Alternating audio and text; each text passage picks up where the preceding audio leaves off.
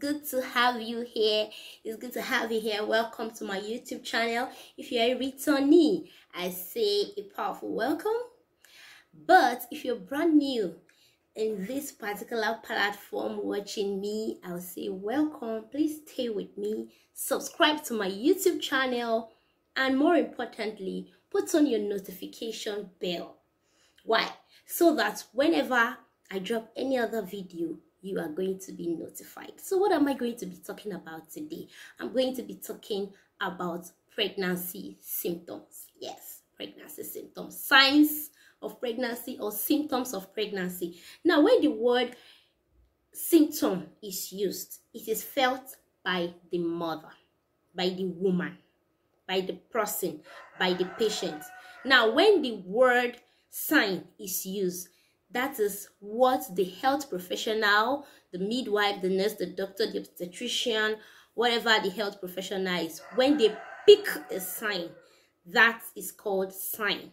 When we call it symptom is when it is felt by the person that is not feeling well or by the pregnant woman in this specific case.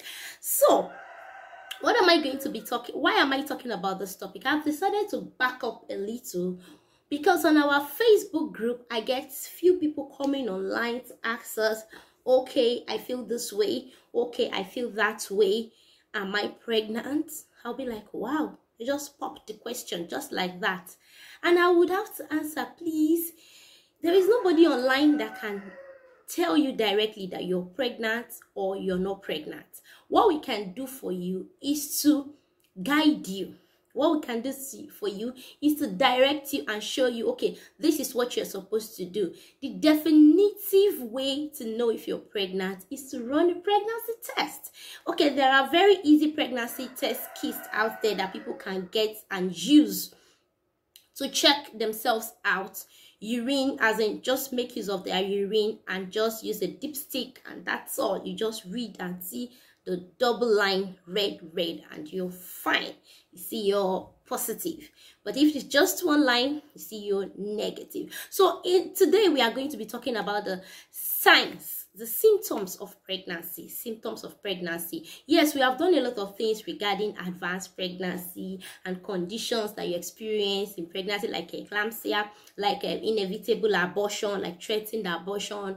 No, we took eclampsia in a VIP Moms class. Yes, the VIP Moms Academy.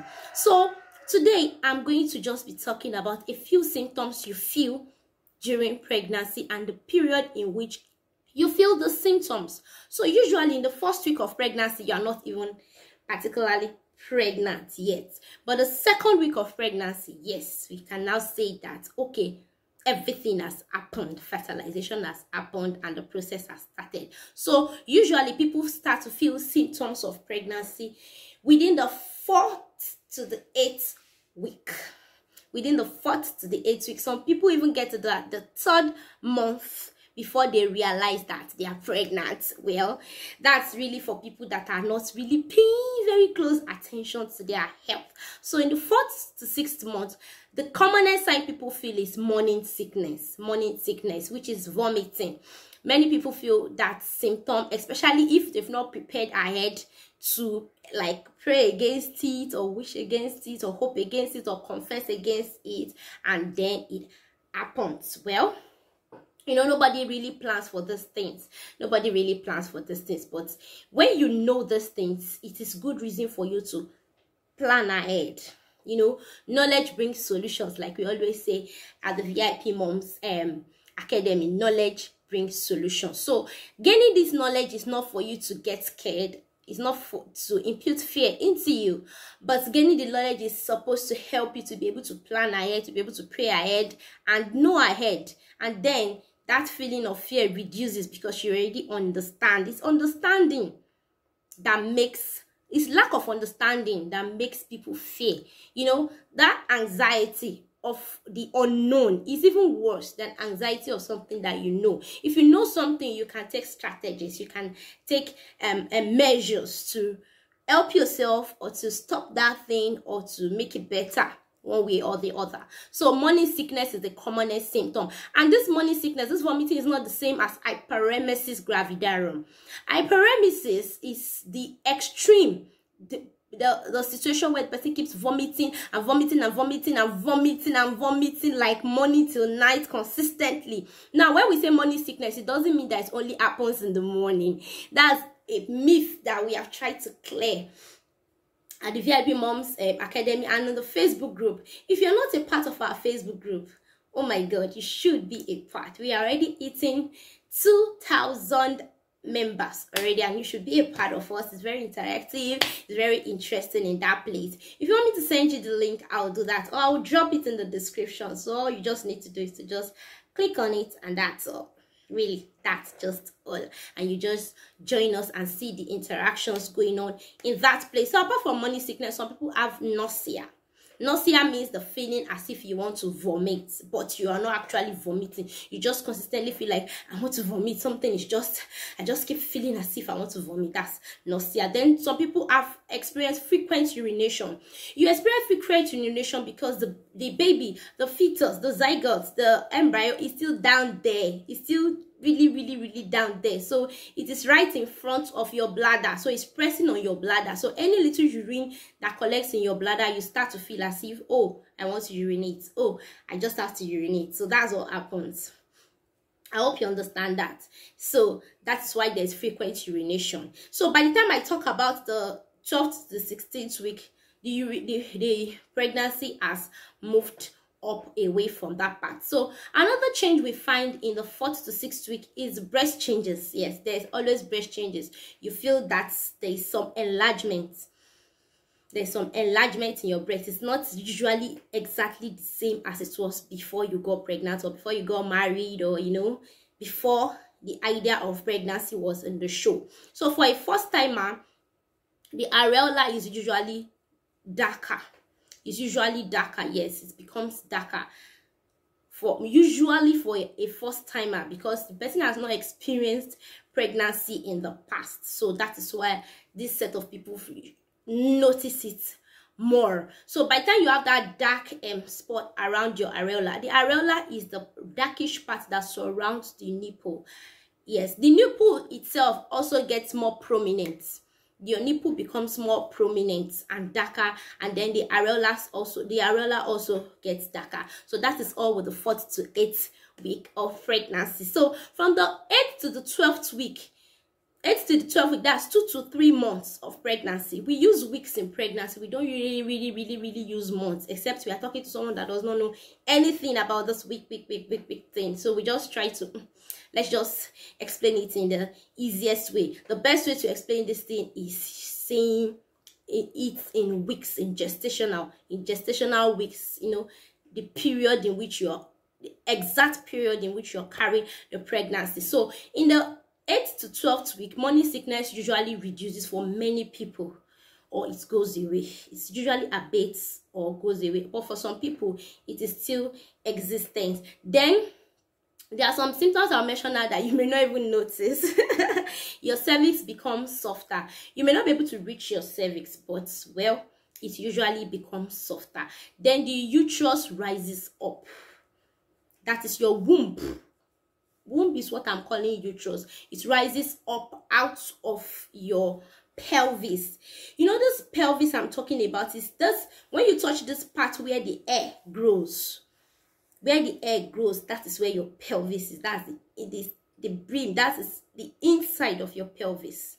That is, where your hips surrounds. You will notice that where your hips surrounds, if you bring it forward to the front, it is where your air, where the air is growing. So when you go a bit up above the air, where the air line ends, you feel a bone up above. You feel a bone, very hard bone. That's your symphysis pubis. The top of that bone is called the symphysis pubis. So I will make reference to that symphysis pubis, but I'm just explaining that now, that when you capture your hips up to the front, and then this part where the air is, that is where your symphysis pubis is. So there's usually more blood supply to the pelvis. There's usually more blood supply to that place because the body knows that something is growing in this place. Something is growing. So let's rush, let's rush in more blood to this area. So the major thing that happens is that the womb rises up. The baby is growing now. Baby keeps growing. So the womb moves and the womb keeps getting bigger and bigger and bigger till it comes to your abdomen and comes up as if it wants to get to your chest. Yes, that's the growth. That's how it moves. So the pressure on your bladder reduces. So in the 4 to 6 weeks, you urinate a lot because there's pressure on your bladder.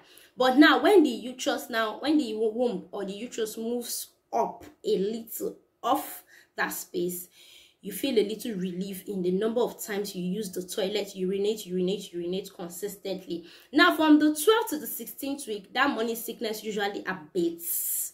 For most people, it totally abates. It stops in majority of the cases. So now the uterus now moves midway between your symphysis pubis, that bone I described, that hard part where your hairline stops.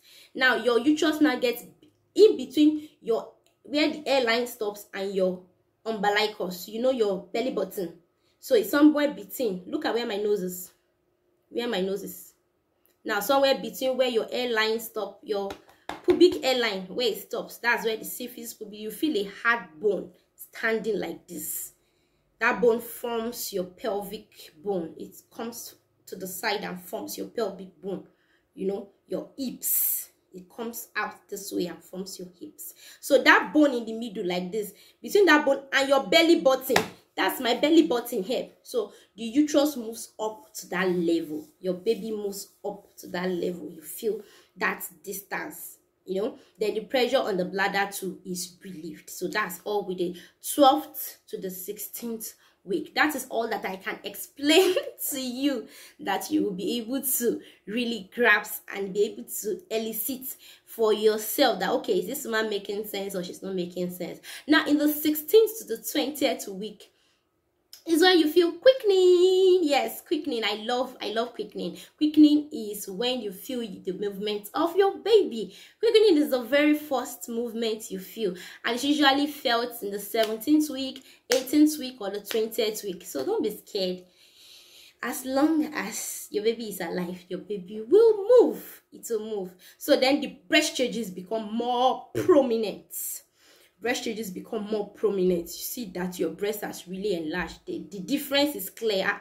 Maybe your breast used to feel like 2 kg before, or your breast used to feel like 1 kg before. There's a little 0.5 kg added. You see that it has added a little bit. Yes. So apart from quickening and then the breast changes, then another breast change that you feel is there's usually a secondary areola forming.